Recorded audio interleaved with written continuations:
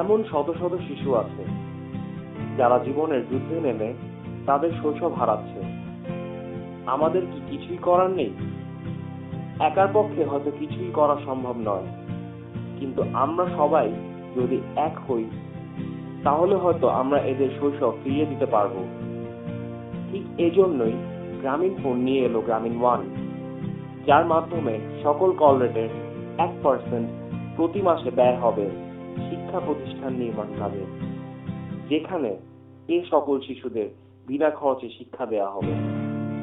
বিস্তারিত জানতে চোখ রাখুন পত্রিকার কথা।